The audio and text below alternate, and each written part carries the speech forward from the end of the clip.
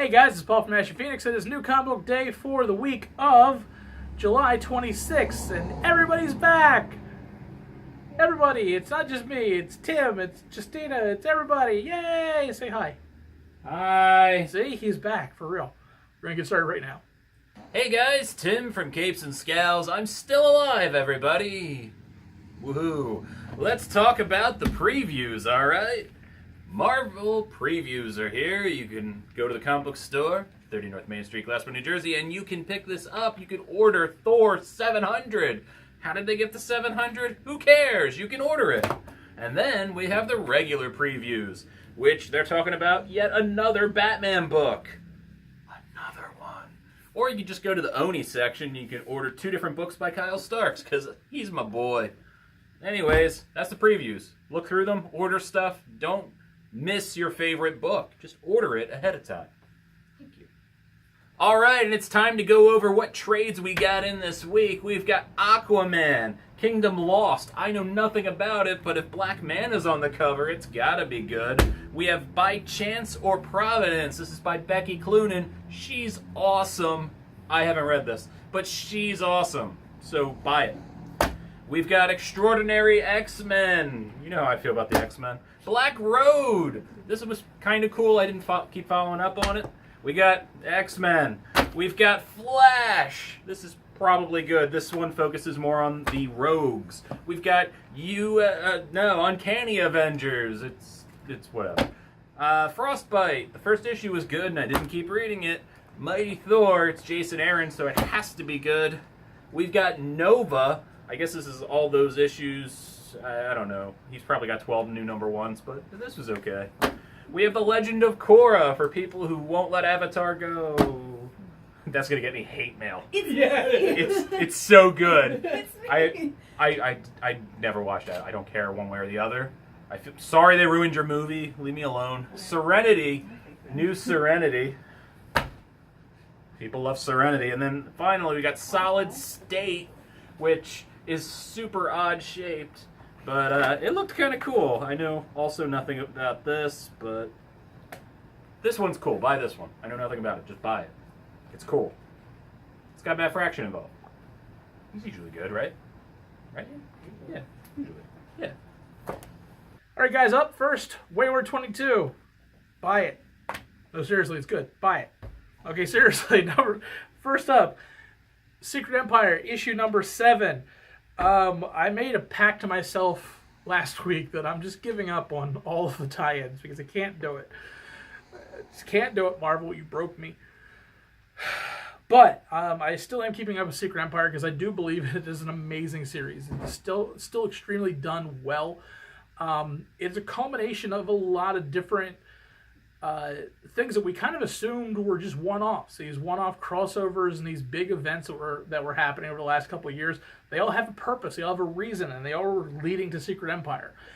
And you are starting to see a lot of the big payoffs from those previous series and what's happening here. And man, this is a rough issue. It ties a lot of stuff together and then really kind of sets off the final battle that's going to be coming through in pretty violent fashion.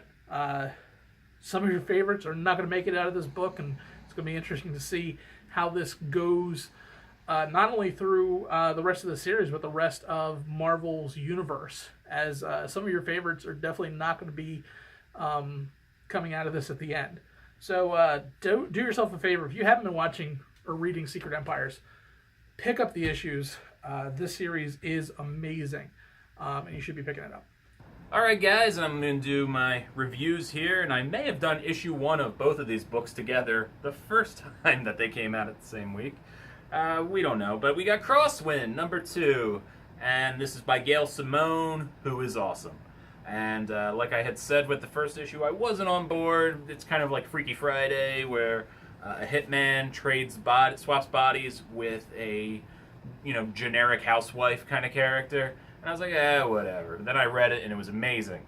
This issue is even more amazing, because it has a very cool twist that they introduce early on, where they both characters get a phone call, and they're like, you're in the wrong bodies. I know you're in the wrong bodies, but you got to deal with it.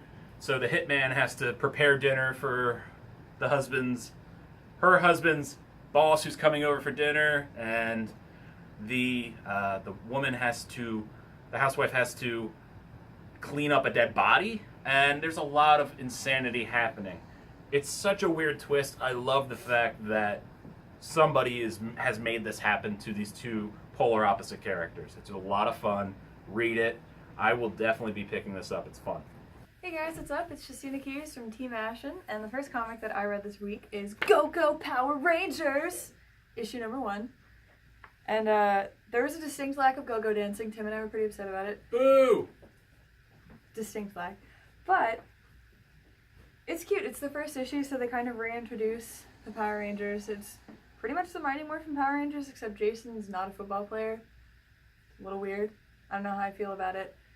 But, you know, they introduce the characters, and then Zordon's like, hey guys, Rita kidnapped these astronauts. And then Jason's like, oh, she kidnapped these astronauts in her moon palace? We gotta go to the moon. And then Billy's like, the moon? And then Zach's like, we gotta go to the moon. And then they go to the moon.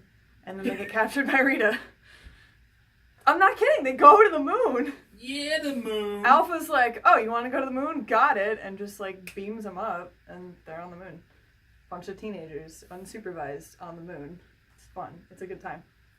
Last up, yeah, I said I wasn't doing all of the crossovers and one-offs and all that kind of stuff, but Captain America issue number 19 is one of those exceptions because it's also being done by Nick Spencer, who is the person who's writing Secret Empire. So both Captain America books are much more closely tied to the Secret Empire series, and as a result, in my opinion, have more of a reason to read than maybe some of the others that you might like, other than my favorite being the Dark Force Dimension. The wheels are falling apart, and this basically takes place right after Secret Empire issue number 7, so make sure if you pick them both up, you read Secret Empires first, because otherwise you're going to get some major spoilers in this Captain America issue, but it is still very good, and I really can't go into a lot of detail into it. It's just a very introspective issue dealing with the fallout of issue number 7, and it's so good, and I'm really looking forward to how this one turns out. You guys should be picking it up too. And then I read Steven Universe issue number 6 and was a little disappointed because, as you can see, it's Steven, Lapis, and Peridot, and then the entire comic is about Pearl and Amethyst. Whatever. Fine. Good enough. But Pearl's kind of stuck in a rut, and she's like, nothing ever goes my way. And Amethyst is like, well, when I'm upset, I tag team wrestle with Steven. And Steven's like, yeah, you could wrestle. And Pearl's like, that's a bad idea. And then Garnet's like, nah, it's actually a good idea to do it. And then they do it. It's cute. It's a little witty. And, yeah, it's adorable. You should read it. All right, and it's time for my pick of the week, and of course it's Shirtless Bear Fighter number 2. This is the most fun you can have at your comic book store. This book is stupid funny. Basically, you find out a little bit more about why the bears are attacking the town. There's a hilarious fight scene where people get punched with missiles. And you find out that the bears are attacking multiple cities, so the Shirtless Bear Fighter must go fight bears in every city. There's a lot of really hilarious jokes, like he goes to Chicago and fights some bears, okay, you with me? So there's a lot of funny things. And San Francisco, also funny. So you are introduced to the Warlock Pig character, who, through the use of magic bacon, can control certain characters. You find out more about the evil corporate character they introduced in issue 1. And check out the cute cuddly bear on the back, wiping his ass on the toilet paper. This is, like I said, this is the stupid humor. This is the awesome stupid humor book. This is the one you want when you want to turn your brain off and just enjoy life. So, read it, because it's hilarious. What are you doing with your life? All right, guys, and that is pretty much it for the week. Thanks again for tuning in. Thanks for, like I said, all the well wishes for Tim and everybody that was coming in. He doesn't know how to deal with emotions, but he appreciates it. He just doesn't know how to express those opinions. He's even looking at me kind of weird, like, oh, you're talking about me. I just don't like it. But Thank you. see, kind of. Yeah, whatever. Anyway, guys, make sure you subscribe to our channel. Make sure you check our last week's reviews and other videos that we might have. And we will see you guys next week. Thank you. You. Thanks for the things that you say. When you say them, it's nice.